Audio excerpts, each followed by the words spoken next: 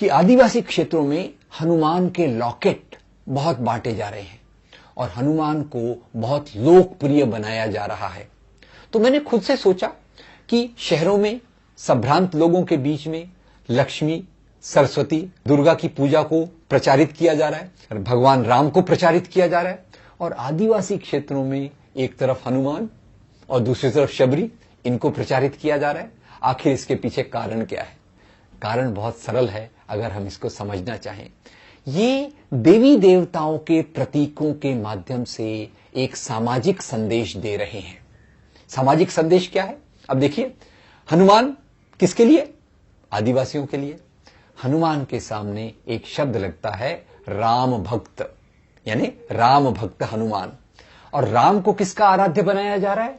राम शहरों के संभ्रांत हिंदुओं के लिए। तो यानी यहां भी एक संदेश दिया जा रहा है कि जैसे राम की जगह पर यहाँ के संभ्रांत हिंदू हैं और हनुमान की जगह पर यहाँ के आदिवासी हैं, और आदिवासी और इन हिंदुओं का वही संबंध होना चाहिए जो राम और हनुमान का था। अब एक आदिवासी कैसा होना चाहिए, एक हनुमान कैसा होना चाहिए, इसके बारे में अगर आपको याद हो तो आपने वो एक फोटो देखा होगा, हनुमान जी का फोटो। हनुमान जी उड़ रहे हैं, पर हनुमान जी के हाथ में क्या है? हनुमान जी एक पर्वत लेकर उड़ रहे हैं। फिर मैंने सोचा कि हनुमान जी को पूरा पर्वत लेकर उड़ने की क्या जरूरत है, क्योंकि वो तो संजीवनी बूटी लेने गए थे। संजीवनी बूटी, क्योंकि भगवान राम के छोटे भाई लक्ष्मण जी मूर्छित हैं, बेहोश हैं, उनको ठीक करने के लिए संजीवनी बूटी की जरूरत है। तो हनुमान जी संजीवनी बूटी क्यों नहीं ला पाए? अब यही सोचने की बात है, क्योंकि उनके दिमाग में थोड़ा प्रॉब्लम है। उनके हाथों में कोई प्रॉब्लम नहीं है, शक्ति बहुत है, पर शक्ति कहां नहीं है?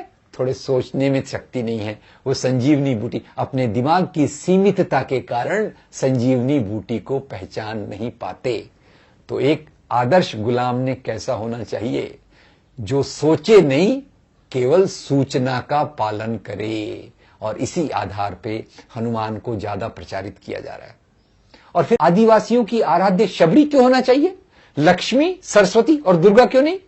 क्योंकि ये तीनों देवियां जो हैं ये संभ्रांत लोगों के लिए है। और शबरी मां जो एक कमजोर गरीब स्त्री है, जिसके शरीर पे न तो अन्न दिखाई देता है न ज्यादा कपड़े दिखाई देते हैं, उसे आदिवासियों के आराध्य के रूप में प्रस्तुत करने के पीछे भी एक प्रकार की राजनीति है कि आदिवासियों, तुम अपनी सीमा के अंदर रहो, ज्ञान प्राप्त मत करो, संपत्ति प्राप्त मत करो। अगर तुम उस रास्ते पर जाओगे, हम तुम्हें चैन से जीने नहीं देंगे, क्योंकि तुम्हारी जगह हमने निश्चित की है, और वो है कुछ लोगों की गुलामी करने के लिए। कई मित्र ऐसा सोचते हैं कई बार कि ईसाई विरोधी हिंसा 1987 के बाद ही क्यों चालू हुई। उसमें मैं 2-3 कारणों को सोचता हूं। पहले तो ये कि आदिवासी क्षेत्रों में कुछ आदिवासियों के बीच में शिक्षा के कारण एक सामाजिक प्रक्रिया शुरू हुई। ये सामाजिक प्रक्रिया उनकी बेहतरी की थी, उनकी बराबरी की ओर जाने की प्रगति की थी। दूसरी ओर इन्हीं क्षेत्रों से आदिवासियों ने अपने जल, जंगल, जमीन की मांगों को रखना चालू किया। दूसरा ये सोचा गया कि 1980 के दशक में जो पहले बड़े दंगे हुए, ये दंगे दलितों के खिलाफ हुए, ये दंगे कमजोर लोगों के खिलाफ हुए। 1980 के दशक के मध्य में सोचा गया कि आदिवासियों का एक बहुत बड़ा एरिया है, और अगर हम इनके वोटों को प्राप्त कर लें, इनको अगर हम सोशल इंजीनियरिंग अगर करके इनको अगर हम अपना चेला, अपना मानने वाले बना लेंगे, तो एक तरफ से तो इस एरिया में हमको वोट मिलेंगे, और दूसरी तरफ से हम इनको अपने हस्तक के रूप में इस्तेमाल करके दूसरे लोगों के खिलाफ हिंसा के लिए प्रवृत्त करेंगे। ये बात गुजरात के दंगों में देखने के लिए आई। गुजरात के दंगों में जहां संभ्रांत लोग, विश्व हिंदू परिषद वाले, बजरंग दल के नेता, बीजेपी के नेता अपने घरों में बैठे थे, उसी समय उन्होंने ऐसी प्रक्रियाएं शुरू की जिससे वहां के दलित और आदिवासियों के माध्यम से उन्होंने हिंसा करवाई। इससे ज्यादा चालाकी और खतरनाक चाल और कोई नहीं हो सकती। जहां तक आरएसएस का सवाल है, इसकी नीति काफी स्पष्ट है। 1960 से जबलपुर से जब दंगे शुरू हुए, तो उसी समय इन्होंने नारा दिया था, पहले कसाई फिर ईसाई। तो पहले हम मुसलमानों के खिलाफ हिंसा करेंगे और धीरे धीरे ईसाइयों को उसमें जोड़ लेंगे। ये जो भारत में प्रक्रिया चल रही है, इसके बहुत सारे साम्य जर्मनी में हमें दिखाई देंगे।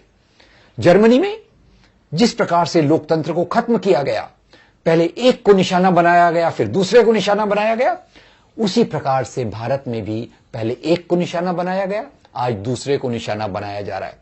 जर्मनी और भारत में एक फर्क है, फर्क स्पीड का है, फर्क गति का है।